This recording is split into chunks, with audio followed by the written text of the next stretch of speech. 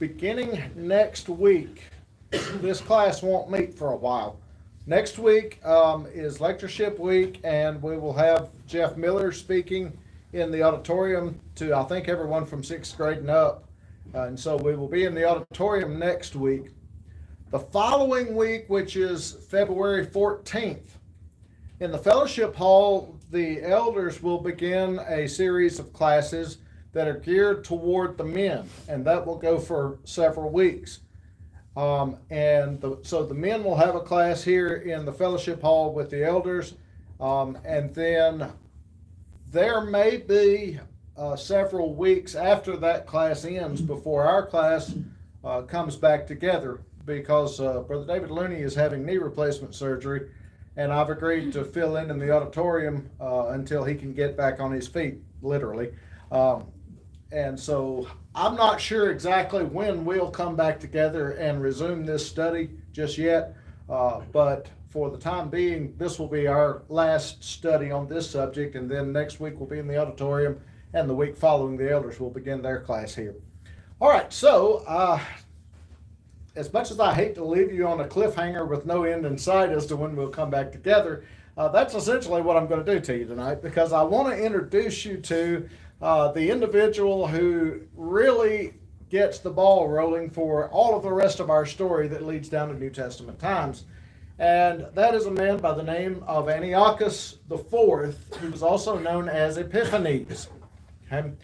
Now, a couple of things going on in Judea that you need to know about before we talk about Antiochus specifically, and that is a man by the name of Tobias, who was a Jew, had gone down to the Ptolemies in Egypt during the time when the Ptolemies controlled Palestine, and had offered the services of himself and his sons to collect Ptolemy taxes from the Jews, which of course they gladly accepted.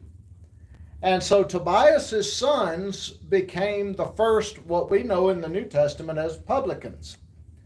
And they were Jews who were in the employ of this foreign occupying power, who collected taxes on behalf of this foreign occupying power from their fellow Jews. And of course, you can imagine how the Jews liked that. They weren't very happy at all with Tobias and his sons. However, we've mentioned the fact that there were these two parties that are developing in among the Jews. You have the group that is trying to hold to the purity of the old law and are increasingly putting boundaries around the law, trying to keep it sacred. And then you have another group that is trying to be what we might call more progressive minded in the fact that they are very accepting of the Greek ways and the Greek ideas and the Greek pastimes and things of that nature. All right. You also have within the Jews another set of parties, if you will, and that is there was a pro-Syria party and a pro-Egypt party. Okay. Some wanted to be ruled and controlled by the Ptolemies in Egypt. Others favored rule by the Seleucids up in Syria. But up until the time of Antiochus III, or Antiochus the Great, Egypt had maintained control since the time of Alexander's death. Okay? Antiochus the Great, however, turns the tables, and he is able to attack Egypt, and in the process, he essentially asserts Syrian power, Seleucid power, over Palestine. Okay? Now, it's not very well established during his lifetime. Antiochus III dies, and his son Seleucus comes to the throne. Now, during Antiochus's reign, one of the things that he had done that overreached was he had engaged the Romans in battle. He had attacked some of their allies, he had engaged them, and he had been whipped. Not destroyed, just beaten on the battlefield. And a part of the treaty that concluded that conflict required him to pay massive sums to the Roman Empire, or the Roman Republic at this point, and also required that the heir to the throne, or an heir to the throne, would be a hostage in Rome so that Rome could sort of keep some control on the ruling family. And so it was that his younger son, who was not originally called Antiochus, that was a title that he assumed when he became king, but his younger son was born in Athens and became a Roman hostage. Now, it's not as though he was kept in a jail cell and fed moldy bread and tepid water or anything like that. He was treated like a royal guest, but nevertheless, the point was made to his family and to everyone that, hey, Rome has control of this situation, right?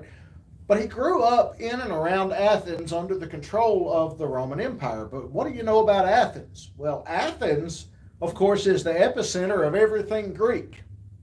And so he grows up very much steeped in Greek culture and having a very high opinion of Greek culture, which of course he's Greek by background.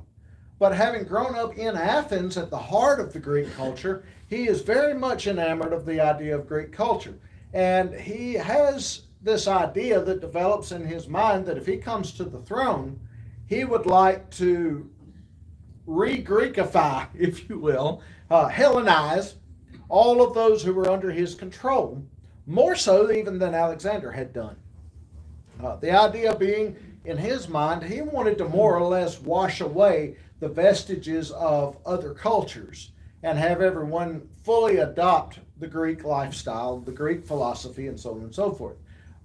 And so he has this idea in his mind. Well, while he is in Athens, his brother Seleucus, who is the king, is assassinated. And Antiochus is not actually next in line to the throne. His brother's child is actually next in line to the throne.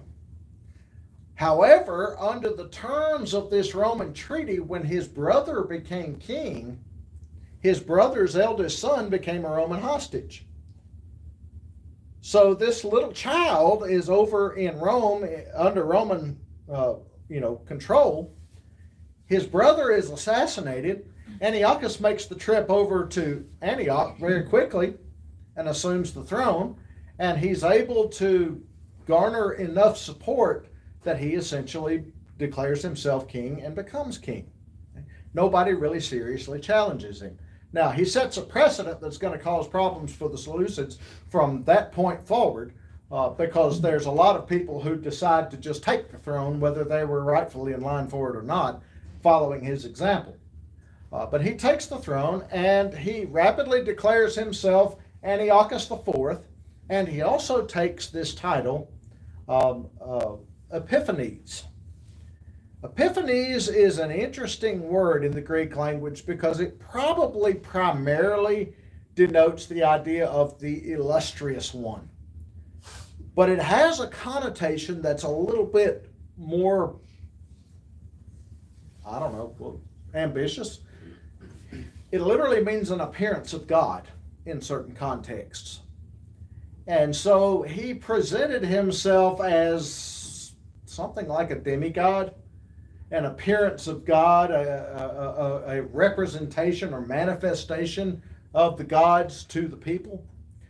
And so Epiphanes was the title he chose for himself. Now, he was a very bizarre individual, just in his daily life and dealings with people. And at times he was very, very generous. But even in his generosity, he was bizarre in the way that he went about it. He would be walking down the street and then just all of a sudden start throwing money everywhere for the poor people to grab. Or he would just show up in the public baths and start handing out money. Or at times he would even go and apply to run for public office as though he weren't the ruler of the land. He did very odd, bizarre things. And that led some of the folks who weren't his biggest fans to change Epiphanes by one letter in the Greek language to Epimanes, which means the madman.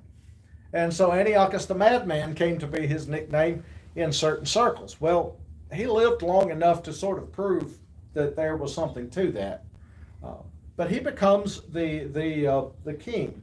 Now, he's got these ambitions to try and Hellenize everyone under his control to the point that they are or one homogeneous culture instead of, people from different backgrounds, different cultures, different beliefs, different languages, and things of that nature. That's in the back of his mind. He doesn't act on it toward the Jews immediately. But there are a couple of things that take place early on in his reign, and in fact were already underway before he became king, that he takes advantage of that really turned the Jewish society on its head. One of which was the fact that there was the high priest whose name was Onias. Onias was one of the Hasidim, one of the purists, one of those who held to an orthodox view of Judaism quite sternly. Onias was not especially popular among the people because he was seen as very, very stern and austere. But among those who were loyal to the law, he was seen as somewhat of a hero because he had exposed 2 or 3 efforts earlier on to introduce corruption into the office of the priesthood and into the society of those who were ruling the Jews. Well, Onias is the high priest. He's rather elderly. And as I say, he's seen as stern and austere and not especially popular. Well, Onias has a younger brother whose name, his given name, is Joshua. Good Jewish name, right? With a very long and illustrious pedigree. He is very enamored of Greek culture. So much so that he abandons his good Jewish name Joshua and takes for himself the name Jason. Now, if your name is Jason, I mean no insult by this, but that is a name that is steeped in Greek culture. And in fact, it was the name of a Greek hero. And so by abandoning Joshua and assuming the name Jason, he was signaling to the world that he was on the side of the Hellenizers. Okay? Now, he was required to carry a tax to Antiochus. Jews were, after all, subject to the Greeks, right? And so he makes a trip to Antioch to bring the tax to Antiochus, but he is scheming all the while. And so when he gets to Antiochus, he brings the taxes, but he also brings a bribe. And he offers him money to name him high priest in the stead of Onias. Now, think about the dynamics here. Under the law of Moses, the high priest became high priest how? Yeah.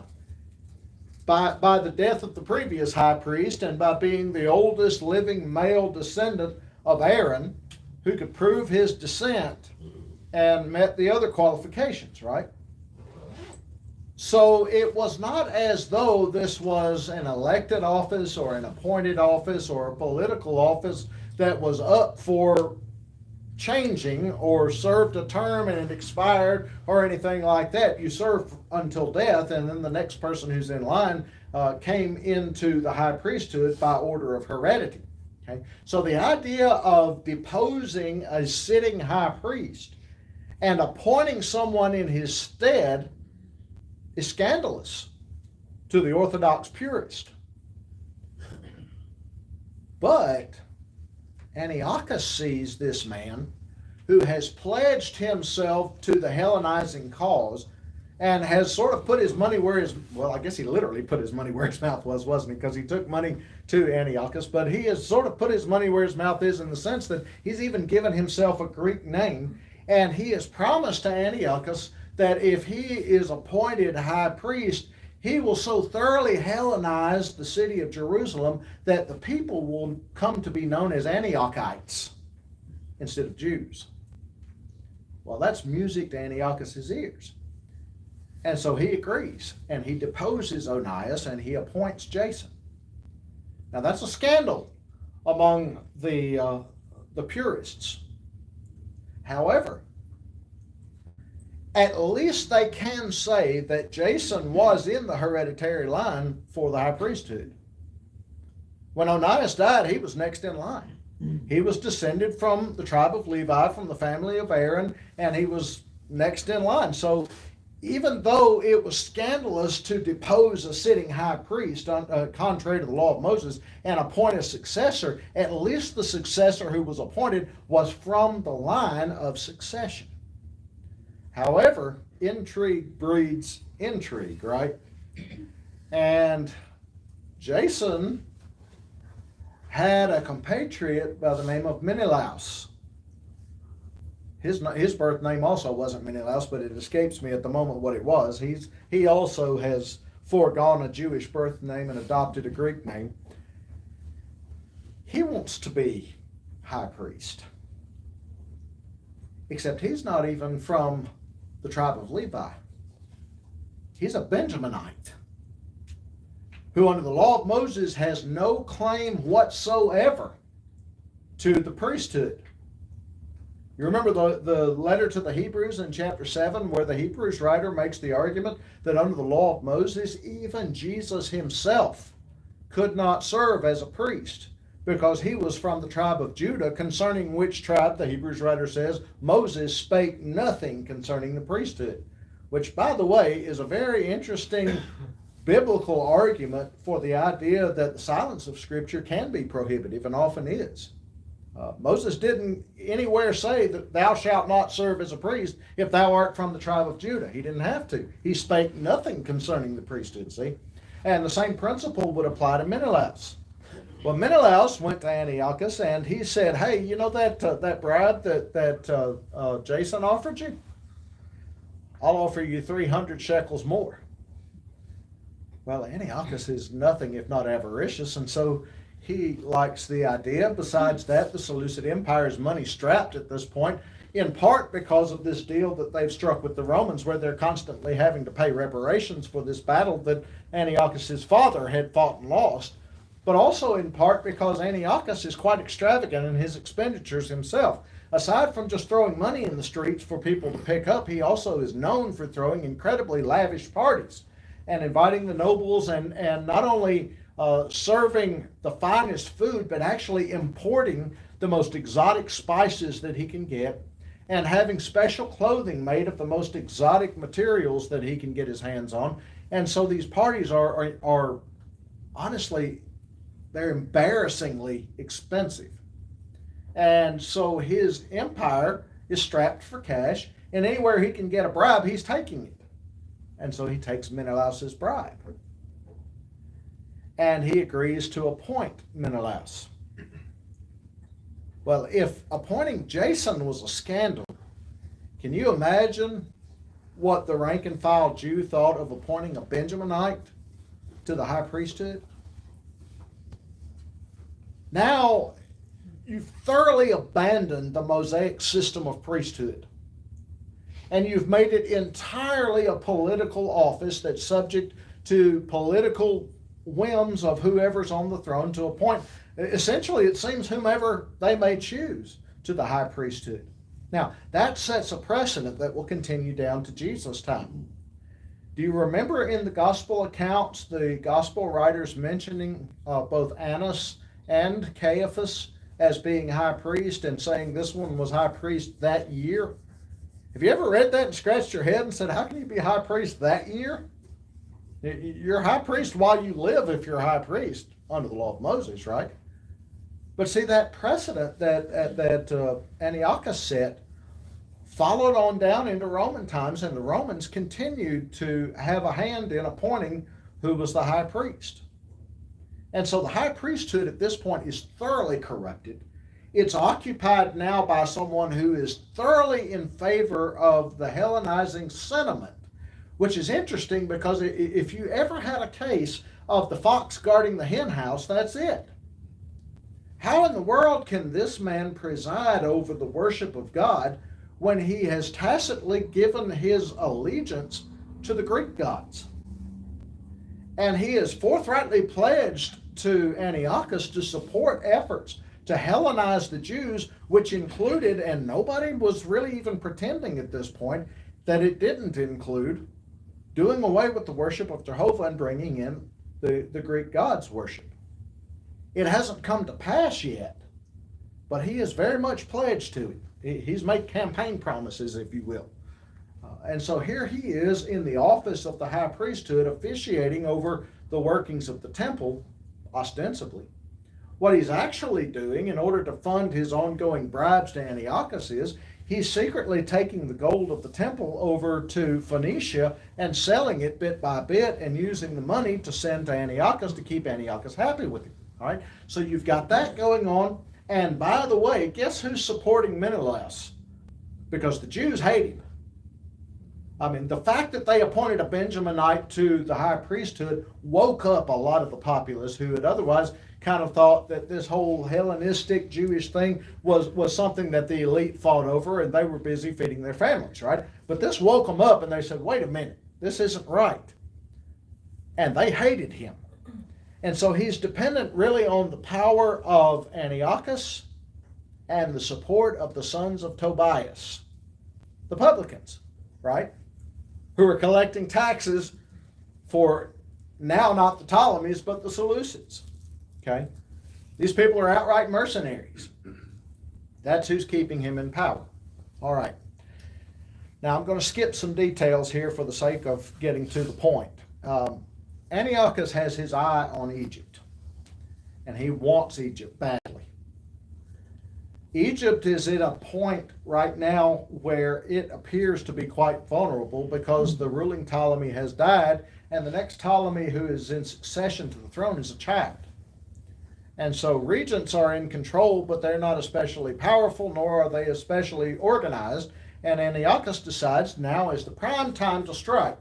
And so he marches his armies down to Egypt. He sets a trap for the Egyptians so that as soon as they leave their city, they're whipped and defeated. He takes basically everything except Alexandria, and he goes back home. Then he prepares a second campaign to go back with the idea of taking Alexandria and bringing Egypt wholly under his control. Now, if this event hadn't happened, I wonder how the rest of the story would have come to pass. But remember that the rising power in the world at this point is Rome. And while all this is going on in Palestine and Antiochus is attacking Egypt and all this sort of thing, Rome has primarily been preoccupied with a war that they've got going on with Macedonia. Macedonia, where Alexander was from. Yes, sir. Will you just give us what are we in the 200s BC? What year is this? Let's see. Antiochus III died in 198, I believe. So we're in about the 160s, 170s right now. And Rome has been occupied in a war with Macedonia, which the Romans end up winning. Okay? That's massive. That is a sea change for the ancient world, because now Macedonia is not the premier power in the Mediterranean world. Rome has established preeminence over Macedonia, which means Rome is the preeminent power to be dealt with. It also means now that this war is over, they can begin to turn their attention again to their allies, one of whom were the Ptolemies in Egypt. Now, they were also allied with the Seleucids, but the Romans don't have any desire to see the Seleucids get too much power, because if they get too much power, of course, they could potentially be a rival to Roman power. So they want to sort of keep the Ptolemies in Egypt and the Seleucids up in Syria so that nobody gets too powerful and they're both dependent on Rome. They send an envoy, evidently a fairly elderly diplomat, down to meet Antiochus on this second campaign. And he meets him outside the city of Antioch. And he orders him in the name of Rome to turn around and go back. Antiochus says what every good politician would say: I'm going to meet with my advisors and I'll get back to you on that. The diplomat says nothing. He takes his staff and he draws a circle in the sand around Antiochus, and he says, you will give me an answer before you leave that circle. The idea being, if you step outside that circle without an answer, you've declared war on Rome. If you answer no, you've declared war on Rome. So you tell me in the next 2 minutes, Antiochus, do you want to go to war with Rome, or do you want to go back home? Well, there's really only one legitimate answer he can give. He does not have the funds, nor does he have the military power to take on Rome, who's just defeated Macedonia, right? So he tucks tail and he heads back home. Can you imagine what kind of a mood he's in at this moment? We've all known bullies, right? What happens when a bully is told no? 9 times out of 10. Yeah. If they think they can whip you, they will. But if they think you can whip them, typically they're going to seek someone weaker to take out their frustrations on, right? That's precisely what happened. It's precisely what happened. Antiochus starts marching back north from Egypt, and guess what's between Egypt and Antioch? Jerusalem. And it just so happens that this particular moment in time, one of actually dozens of little revolts has broken out in Jerusalem. The Jews don't like Menelaus at all. They don't like his Hellenistic reforms. They are upset that he's been selling the temple gold. They're upset that he and Jason had worked together to build a gymnasium in Jerusalem. They're upset at all of these Hellenizing changes that have taken place, and they don't like it, and they're in the midst of a revolt. And here is Antiochus marching north, and they just gave him a reason. So he marches into the city of Jerusalem and just waylays it. Massacres the people, but the reason he's able to massacre the people is because he's not stupid. He knows that if he waits until the Sabbath day, the Jews won't fight. And so he does. He camps outside Jerusalem until the Sabbath day, marches in on the Sabbath day when they won't fight and they won't work, and massacres them, and tears down the wall, builds a new citadel. In other words, tears down the old citadel, which, dates back to around the time of Nehemiah, builds a new citadel, and he installs his own people to make sure that Hellenistic reforms are enforced. Now, when I say Hellenistic reforms, these are much, much more onerous than anything that Menelaus or Jason had ever dreamed of. Number one, copies of the law were sought out and destroyed, burned. Number two, Jewish families were prohibited from circumcising their children. Number three, they were prohibited from practicing Sabbath days or Jewish feasts. Number four, they were prohibited from offering sacrifices to God. And number five, and perhaps worst of all, an idol of Zeus, which it seems from the historical writers may have been carved to resemble Antiochus himself, is set up in the temple, and pigs are offered on the altar in the temple to Zeus, and a number of Greek festivals are celebrated, and the Jews are compelled to take part in it on pain of death or torture, including a number of sexual rites, a number of drunken parties like the Festival of Bacchus and others take place in and around the temple, which is absolutely intolerable to the Jews, right? But it seems at this point that Antiochus is ruling with an iron fist, and the Hellenizers seem to have won. Now, obviously I don't have time to even begin to tell you of the Maccabean revolts, and that's why I said I'm leaving you on a cliffhanger tonight, sadly, to pick up on not quite sure when. Let me offer you something that you can be reading in the meantime, hopefully. If you can get your hands on this little book, it's by C.K. Barrett. It's called The New Testament Background Selected Documents. This is a good one to have in your library if you're interested in looking at the source material for much of the history that we're relaying in this particular class. Now, we've already talked about the book by Ironside, The 400 Silent Years, and the book by Pfeiffer called Between the Testaments. Both of these are great books. They summarize the history that I'm telling you. This will take you back to the source material. It's all translated into English, and it's sort of an anthology of source material. It certainly is not all of Josephus and all of Philo and all of this, that, and the other. But what it does do is it breaks down a lot of the source material thematically, and it gives you excerpts that tell the stories of the parts that we've been talking about. So it's a great book to have in your library if you want to reference back to the source material. If you want to dig a little deeper, this gives you, of course, where you can go to dig deeper. And so it's a really good book to have in your library. It's by C.K. Barrett, The New Testament Background Selected Document. Hope that helps. Do you have questions or comments?